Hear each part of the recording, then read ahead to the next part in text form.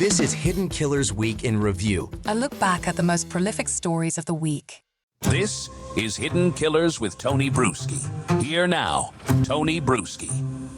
You don't see a nickname like the smoothie poisoning dentist unless something has gone seriously and deeply wrong.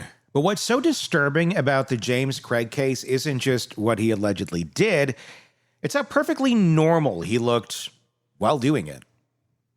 This was a man with a dental practice, 6 kids, a church community, a mortgage, no mugshots in the past, no angry neighbors whispering about him before it all came out. James wasn't hiding in the shadows. He was shaking hands in broad daylight.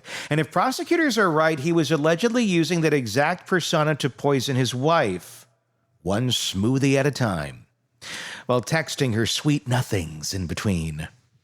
This episode is about that mask, the charm, the curated life, the version of himself that Craig built, maintained, and allegedly weaponized, even as his wife's death was imminent and her health declined, and his Google search history started looking like a criminology syllabus from hell. With me today is psychotherapist Siobhan Scott, author of The Minds of Mass Killers, available wherever you get books, and her new memoir also out, which is very, very good, Nightbird. Highly recommend both of them to you. How someone can present as a devoted father, husband, doctor, and allegedly slow-motion killer. We're going into the psychology behind compartmentalization, how people split themselves into versions that never touch. We'll talk about charm as camouflage, the emotional anesthesia that lets someone act loving while doing real harm, and how families and communities often don't spot it until it's way too late. What traits let someone live a lie so thoroughly that even their own kids don't question it? Let's start pulling off that mask. Well, you sure got narcissism. You've got a guy who compartmentalizes really effectively, but is very self-aggrandizing, thinks he's got power that, obviously he didn't. He got caught. And he wants to keep up an image, he wants to look like this loving husband and father, this terrific dentist. And I guess his employees actually thought he was a great guy. So this is a person very invested in his appearance, but clearly he's got a sadistic streak and a psychopathic streak. You talk about manipulative. Let's talk about that for a second and really get into the why of narcissists, people with narcissistic personality disorder more specifically, have such an obsession with image. Is it because they are so uncomfortable in who they are at a baseline? Because at the baseline, it's this guy who is having ideas run through his mind of let's murder my wife, let's do these horrible things. But if he turns that switch on and puts on the persona of happy-go-lucky dentist and comes across to people as this positive figure, almost, kind of outspoken, a bit verbose, those louder folks they're there, they got the personality, they're always on. He seems like he was probably that type of guy when he was in a better place. I mean, that ruse that they put on, why run to that? Why is it so difficult to take a look at oneself from a deeper perspective and go, maybe I should fix this and I don't have to do all that? There are different theories about why people develop this way. And of course, one theory, probably the common one in the culture, is that they have this internal sense of inadequacy, that they're never good enough. And because of that distress, they learn really early in life to put on this facade, which makes them look successful, makes them feel better about themselves. But there's also, as we're studying so much more about genetics and the interaction of genetics and early environment, some people are just born a bit different and don't have that sense of conscience that the rest of us have. And so there can be multiple things going on with a person like this, but they sure learn young in life that they can manipulate people. And very often they've been raised by parents who fall for it. And so it works well for them. They're Machiavellian in that way. Does it start out in someone like this? Like if you were to look back and theorize, James Craig, obviously innocent till proven guilty. We should say that everything here in this conversation is alleged, and et cetera, et cetera, et cetera. But with someone like James Craig, if you were to look back at his childhood, do you think you'd find something where very early on he was, kind of an odd duck, maybe didn't fit in, was kind of the dork, and then had to strive, had to really go far. I mean, he became a successful dentist to a certain extent. I mean, that takes a lot of school, it takes a lot of work, it takes some smarts to get there. That's not just like, hey, anybody who wants to do it can do it. You has some talent there. So obviously he found an area of life where his skills could be used and he could be looked at in a positive way. And then he went far with it. Is that where we find a lot of drive in some folks like this, where you can go really far when used in the right way, but if you never quite address the darker part of you, that resentful part of you that was bullied, and try to make some sort of peace there, it just seems to continue to fester, and that becomes your norm, and this fake version of you is what people see. But if you get back to the real you, it's a dangerous person. Yeah, it sure could be that he had wounds early in life, and you mentioned school, peer groups, could be that. And so this was what he came up with to compensate for it. Or he may have been the little charmer in first grade, who already just sort of came out of the chute with this manipulative streak. It's hard to know.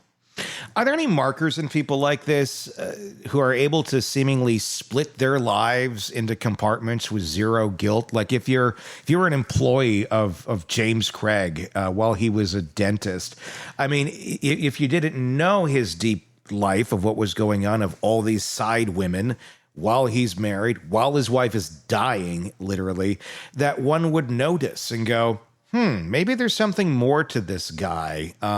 But they seem to be able to keep it very well hidden and very, exactly the word is, compartmentalized off. It's not always the easiest to see, but are there cracks sometimes and markers that are visible? Sometimes there are cracks, and I think I mentioned this story a while back, but it's relevant. Early in my practice, I was subletting an office from a therapist who was very charming. He was good looking, charismatic. He, attracted a lot of clients because he was, a good communicator. He was so likable. And over time, this was in a very small community, I was approached by different business people in town, because you really couldn't keep secrets in a small community, that he was writing hot checks. And he knew he was writing hot checks to local businesses. So, there's an element of stupid with that. Yeah. And I immediately said, whoa, I'm getting out of here because I don't want this to rub off on me. But it was really surprising how well, this person could perform. And later on, he wasn't killing anybody, as far as I know, but these other secrets that, were this other part of him started to come out. So it's really hard to know up front. And you don't know maybe until you've known somebody a long time, and then you start to see some evidence. And they're doing it not in a way that I think some of us, on the outside would be looking at it. Like you would be looking at it going, oh my God, this is horrible behavior. Like you shouldn't be writing hot checks. That's not an okay thing. But in his mind, it's probably not saying the same thing. It's somehow justifying this behavior because of something. Sometimes it's a slight. Sometimes it's, well, if this didn't happen, I wouldn't have to do this. Right. In that case there, that one specifically that you gave an example of, how do you think he was justifying that in his mind? He justified all sorts of things. Yeah, he was getting calls because I started really paying attention to the voicemails left on the phone. And this was in the days when, before everybody had their individual cell phones, there was one phone for the office. And I started listening very carefully to the messages that were left. And there were bill collectors all the time calling for him and leaving those threatening messages that bill collectors do. And when I confronted him on that, it was just There was always an excuse. There was always a reason. It was a mistake. Yeah. And so I think these folks tell themselves stories in order to justify what they do, and they believe it. They just perceive the world very differently, and that's how you know you're dealing with a personality disorder, because it's the way they go through life perceiving things through a very different lens than the rest of us. I would say a big one is if you're getting to know somebody and there's a lot of red flags around, like people coming at them with something like bill collectors or whatever it may be, and the answer is typically written off as, oh, it's all a misunderstanding. Very much. It's all a Very much. Nothing to worry about. It's just a misunderstanding. And then it's like, how many misunderstandings do you have with people? Because I don't think most of us live our life in a consistent state of misunderstanding with others. Yeah. And the other interesting component of this, I was friends with his wife, who was also a therapist, and she had absolutely no clue. She eventually did figure it out, probably at bankruptcy time. Oops, And so they divorced, but I spoke with her later about it, and he had completely hidden his spending and his deceptive stuff with finances from her. She had no idea. And she was a smart woman. Yeah. Another element to things like this, where people get so deceptive and they find ways of justifying it in their mind and to others, would be the religious angle. Craig was a member of the LDS Mormon Church. It, again, comes up so damn often on this program with people that are making really weird, bad decisions, that are hiding things, but seemingly being driven by some sort of narrative or some sort of shame.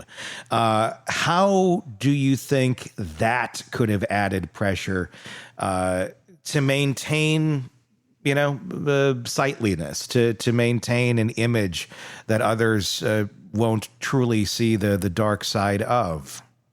It's almost like that faith, whether it's the Mormon church or a different church, it serves as a cover for predatory people.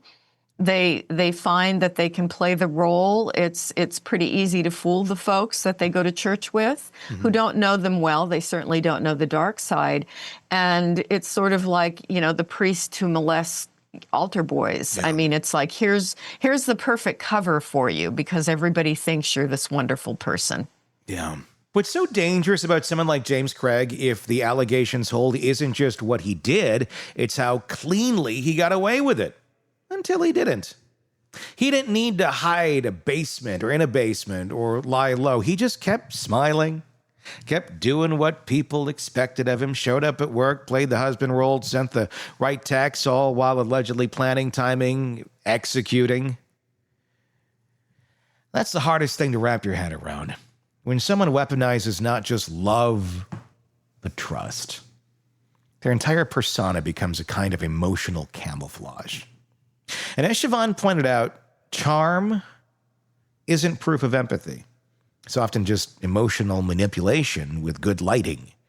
And people like this, the high-functioning predators, they're some of the hardest to spot. They check all the boxes: career, kids, community involvement. But when you peel it back, what's underneath is often cold calculation. Families don't always miss the signs. Sometimes they see them, but they downplay, rationalize, spiritualize. And in Craig's case, that religious backdrop may have only added more pressure to keep up the performance.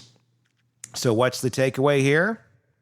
It's that someone can live a lie for a long time, and sometimes the better they are at seeming normal, the more dangerous they actually are.